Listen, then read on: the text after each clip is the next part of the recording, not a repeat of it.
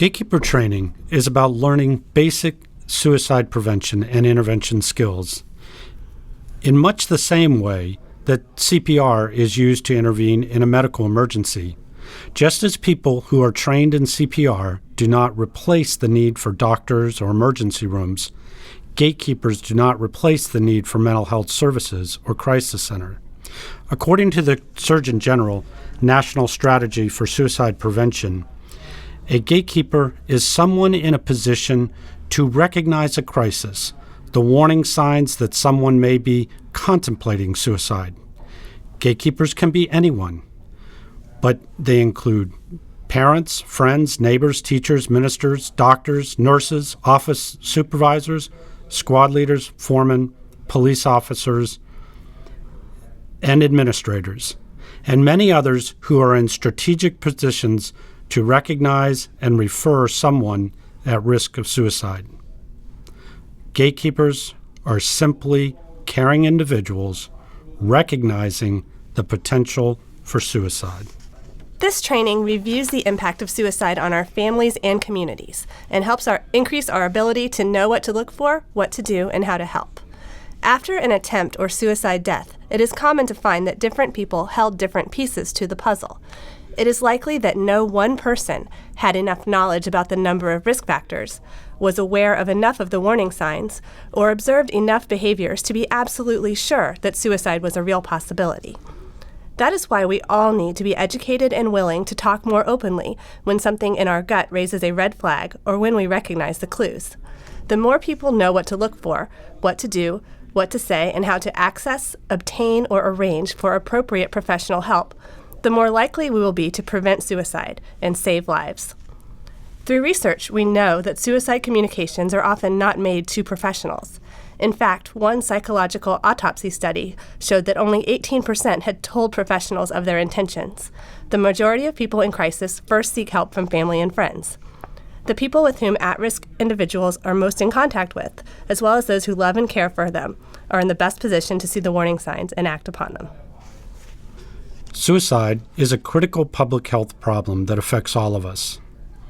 Suicide is heartbreaking, yet often preventable tragedy. It is neither random nor inevitable. The knowledge and tools are available to approach suicide as a preventable problem with very realistic opportunities to save many lives. Suicide is one of the major causes of death for people of all ages, from their teens into old age. Despite this, suicide continues to be a silent killer, the ignored epidemic of our time. In order to prevent suicide, we must first overcome our reluctance to talk about it. Suicide continues to be a taboo subject. The normal reaction is often avoidance or denial. If a taboo happens in our families, we are likely to keep it secret or hidden from others. All taboo subjects have a similar set of myths. For example, myths about rape include that it only happens to attractive, seductively dressed women who are, quote, asking for it. Although myths are false, society chooses to believe them in order to protect themselves by thinking taboos happen to other people, so I'm safe, my family is safe. The problem is that when we are touched by a taboo, we then become one of, quote, them. It isolates and disconnects us. Stigma surrounding taboo subjects, including suicide, keeps many people from reaching out for help. Throughout history, suicide has been thought of as a sin, a crime, or a manifestation of mental illness. By the 5th century, in the Roman Catholic Church, suicide had become mortal sin. All major religions have edicts against suicide. Families of suicide victims were often ostracized by the Church. The Roman Empire identified suicide as self-murder. The body could be hung in the square, and property and goods of the deceased could be confiscated. Suicide is no longer a crime in the U.S. However, a suicide attempt could lead to involuntary hospitalization under civil law, known as the Baker Act in Florida. The rise in early psychiatry some 200 years ago began to shift to a third belief that suicide is caused by mental illness. However, this did not remove the stigma linked to thoughts of suicide as a sin or a crime.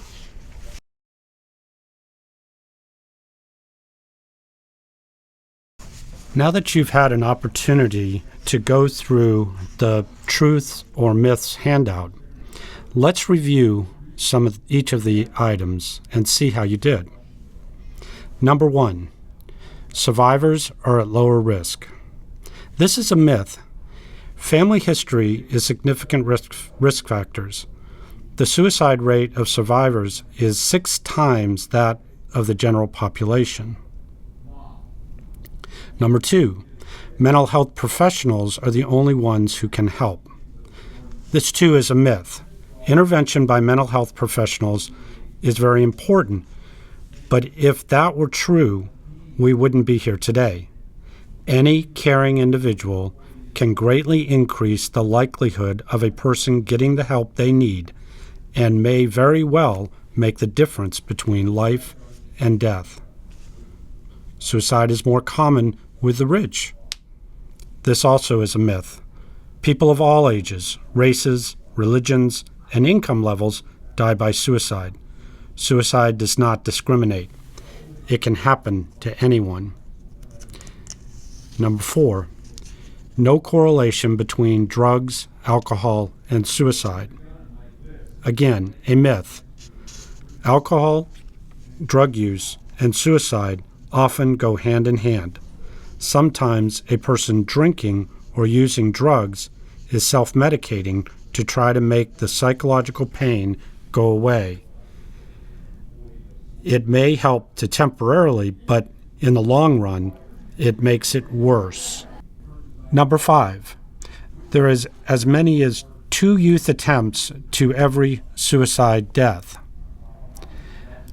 Again, this is a myth. The problem is even more common. For every youth suicide, there is an estimated 100 or more attempts by other youth. Continuing our truths and myths. Most suffer from depression. This is true. Depression is closely associated with suicidal feelings, but it is important to understand that suicide is an extremely complex interaction involving a number of factors. Suicidal thoughts are a very common symptom of mood disorders, but only a small percentage of people with mental illness ever attempt or die by suicide. We need to look at additional risk factors. More Floridians die by suicide than homicide. This is true. There are more than twice as many suicides as homicides in Florida.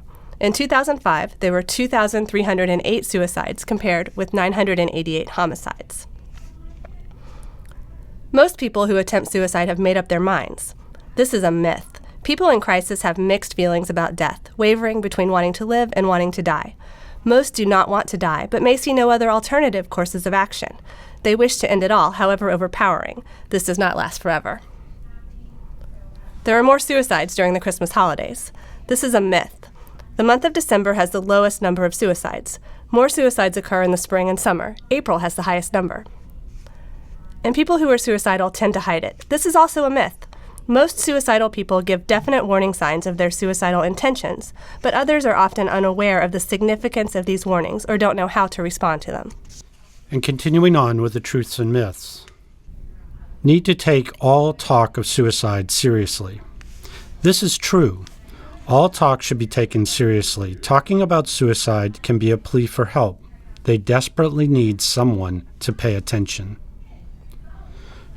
Suicide rates for 15 to 24-year-olds have more than doubled since the 1950s, while other rates stayed about the same. This is true. Suicide rates for 15 to 24-year-olds have more than doubled since 1950s and remain largely stable in these higher levels between the late 70s and the mid-90s. They have declined by over 28% since 1994. Other rates have remained relatively stable. Asking someone about suicide may encourage the idea. This is a myth. Talking about suicide does not cause someone to be suicidal. You cannot make someone suicidal by asking straightforward, caring questions. Talking shows you care and are willing to help. Elderly have the highest rate of suicide. This is true.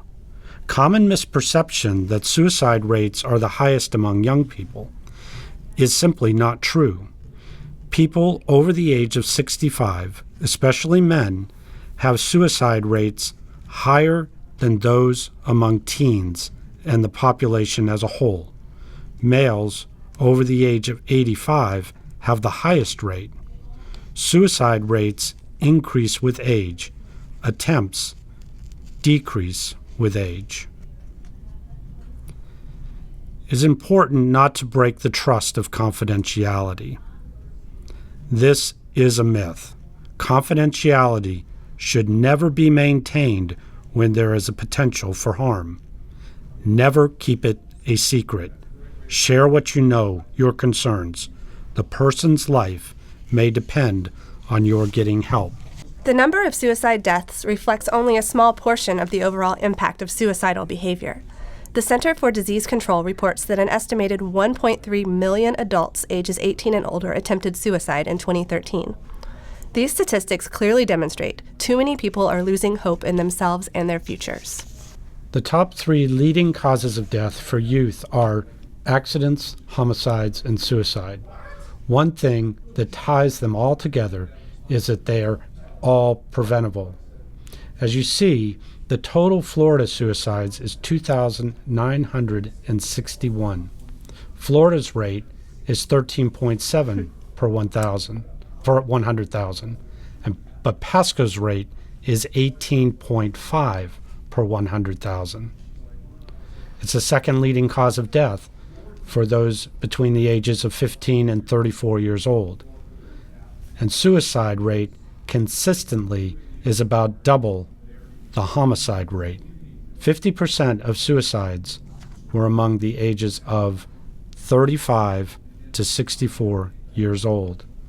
As chilling as these statistics are, they do not begin to compare to the grief, anguish, confusion, and guilt felt by the family, friends, and coworkers of a person who dies by suicide. The impact is devastating and long-lasting to the family, friends, and our communities. Good news is that there are opportunities to help. The path to suicide begins with an idea and ends with an act. While ambivalent about dying, some may be impulsive by nature and move quickly towards suicide, but in most cases there is time to recognize when a person is in distress and intervene before they get to the point where they feel trapped, hopeless, and see self-destruction as the only option.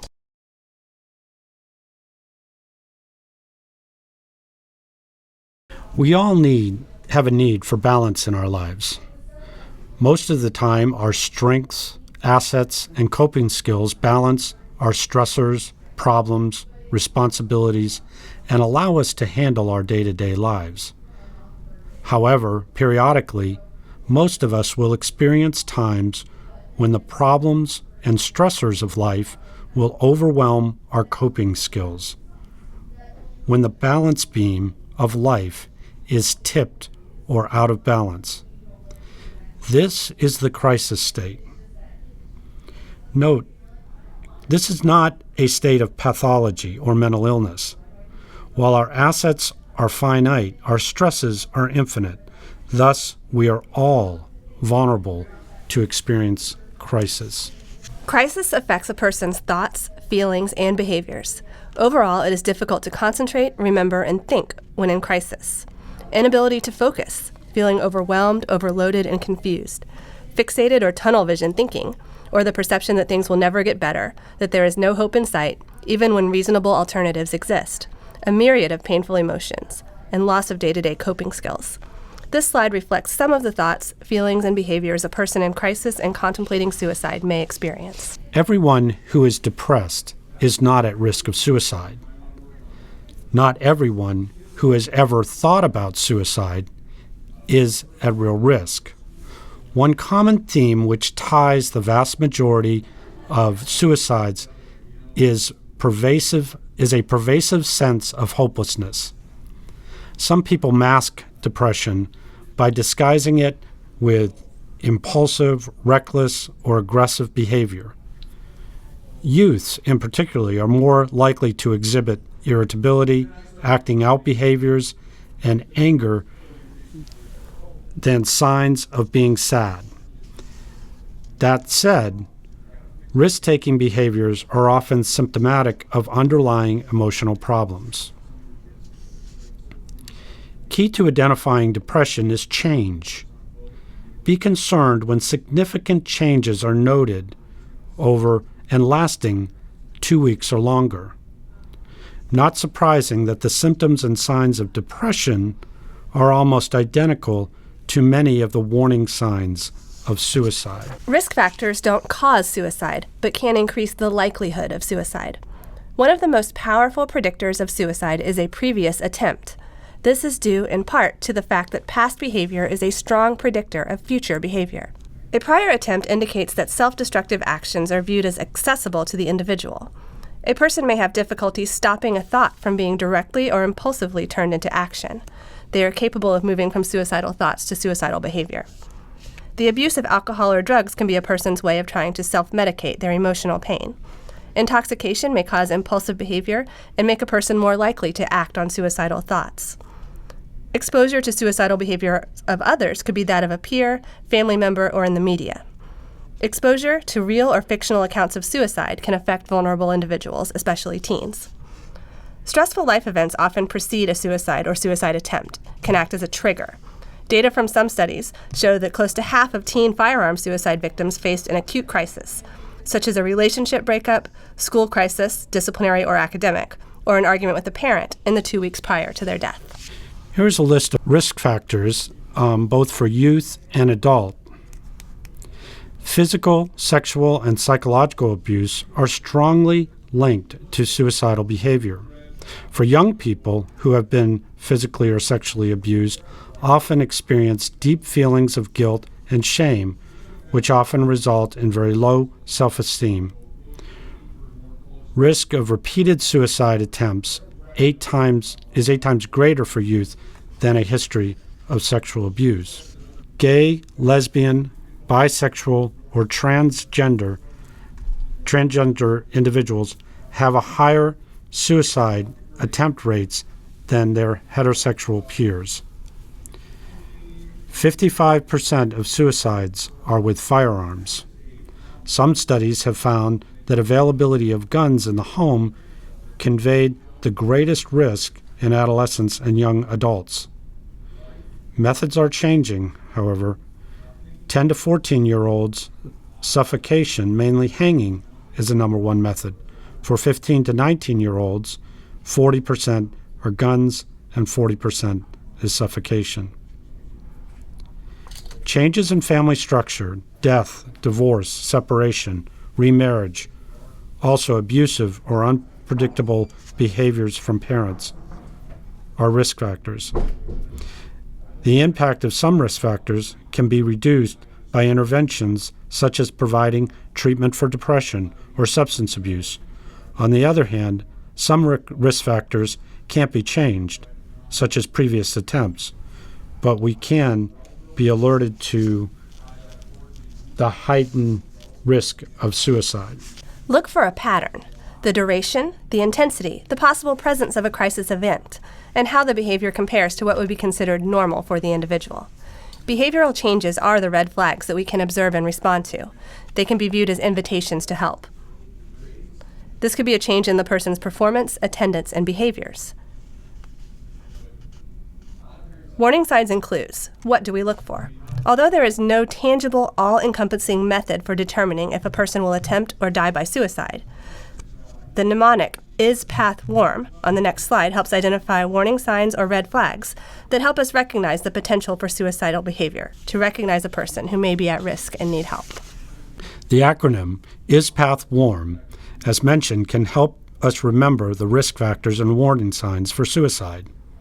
The I stands for ideation, refers to expressed or communicated ideas including threatening or talking about wanting to hurt themselves or kill themselves.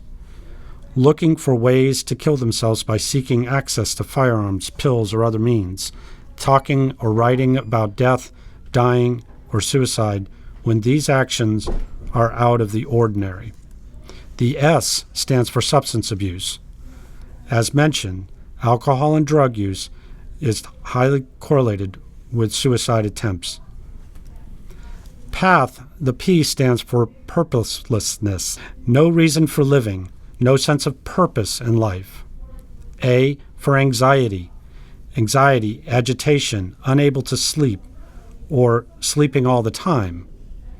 T stands for trapped, feeling trapped like there's no way out.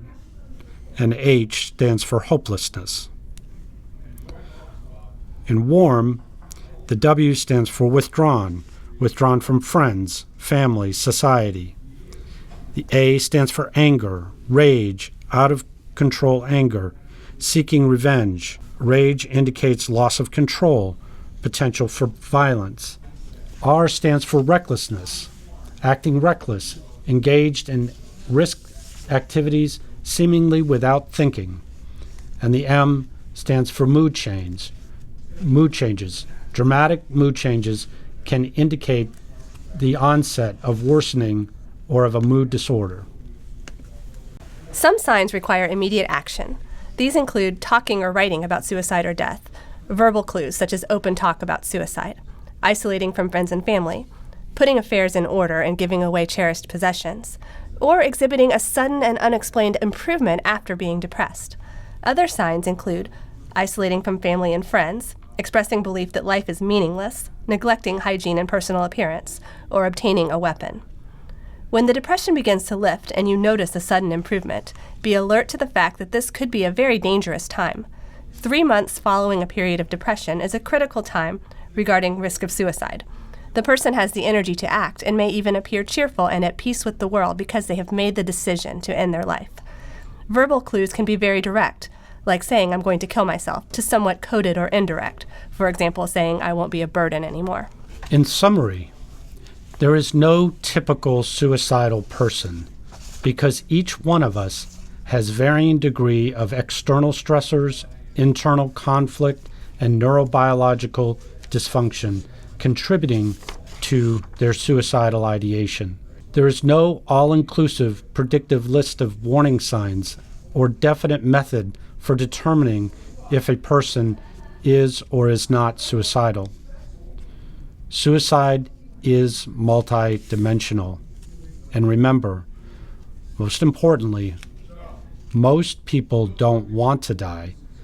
They want to end their pain. Protective factors include positive conditions, personal and social resources that promote resiliency and reduce the potential for suicide. Resiliency refers to the ability to manage or cope with adversity or stress. There is no typical suicidal person because each one has varying degrees of external stressors, internal conflict, and neurobiological dysfunction contributing to their suicidal ideation. Here is a list of protective factors for both youth and adults. Protective factors are important for suicide prevention across the lifespan. For adult, protective factors can include a sense of purpose and identity, involvement in community activities, ability to live independently, better preparation for retirement, interest and support network outside of the workplace. When concern arises through the identification of warning signs, signs of emotional distress, or your gut feeling that something is wrong, trust your instincts and take action.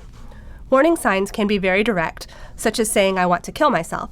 But just as obvious could be talking to a close friend and his eyes don't light up when you ask him about his daughter. Every situation is different.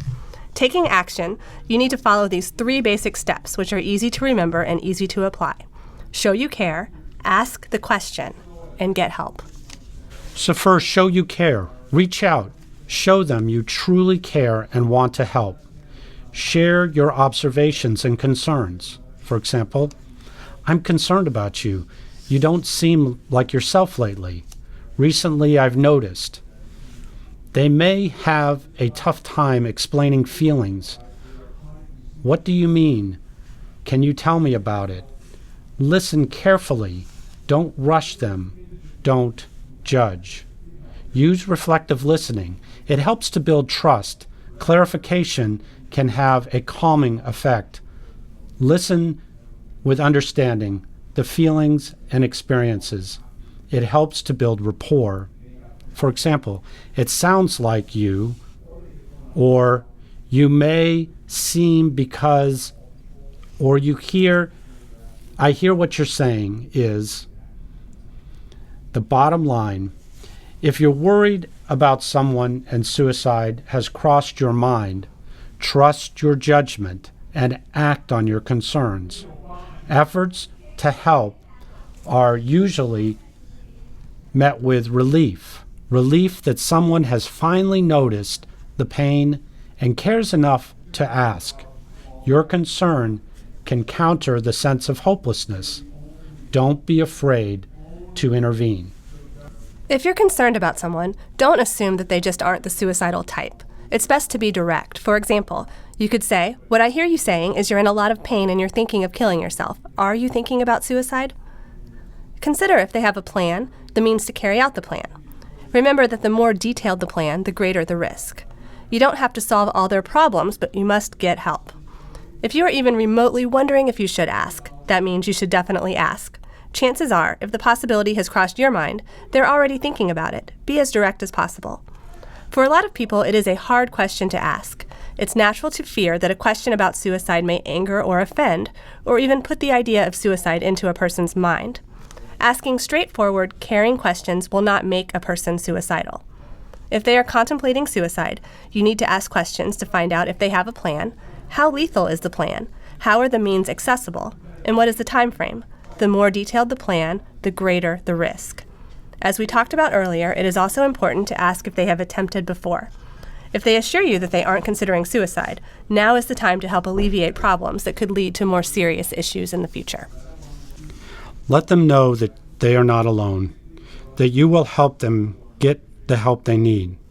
The resources the person has available can be a great source of strength in a crisis situation. Have them help you identify people, sources that have helped them in the past. Work with them to make a plan of whom to contact in the event of reoccurring problems. Identify a number of options so that if the first one is not available, there are others that they can contact. Build confidence that there is a safety net available, and get them to promise not to act on self-destructive feelings when they occur, but to ask for help instead. Stay with the person until the immediate crisis has passed. If the person has a plan and has the means to carry out the plan, then this is a crisis situation and you need to get help immediately. Never leave the person alone. Get them help immediately. Call 911 or take them to the emergency room. Sometimes a person needs outside referrals.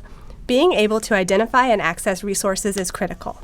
There are many different resources, including supportive friends, family members, clergy, mental health agencies, counselors or therapists, family physicians, the local hospital or emergency room, the crisis center, 911, and hotlines such as 1-800-SUICIDE or 1-800-273-TALK. 1-800-273-TALK is available throughout the state of Florida. This telephone hotline is available 24 hours a day, 7 days a week. They can provide immediate help as well as identify local resources. 211 can also provide the same help. A person in crisis is unlikely to seek help from a professional or even pick up the phone and call a hotline. That is why it's so important for others to recognize the potential for suicide and help persuade the person to get help. Let them know about resources and the need to get outside help. The person's well-being supersedes any promise of confidentiality you may have made. Let them know that they are not alone and you are here to help them get the help they need. As we talked about earlier, many of the risk factors identified can be modified, reduced, or eliminated with help. We need to match the person's needs to resources available. Getting help for a person is not always easy. You may face some resistance. They may not believe the problems are serious enough, or they're concerned about the stigma associated with mental illness and suicide. There may be financial limitations as well, no health insurance or limited mental health services. Also, the person may be reluctant to seek help. People at risk for depression and suicidal ideations are the ones who often reject reaching out for help. They often feel that the suicidal thoughts should be handled by themselves. Suicide is like a puzzle. Each and every one of us holds a piece, and together we can put this puzzle together. We cannot bring back any lives that have been lost to suicide, but if each of us makes a commitment to use our piece of the puzzle, the tragedy of suicide can begin to be effectively addressed. Together we can save precious lives, replace stigma with acceptance, ignorance with understanding, and fear with hope for the future. Together we can end this deadly silence.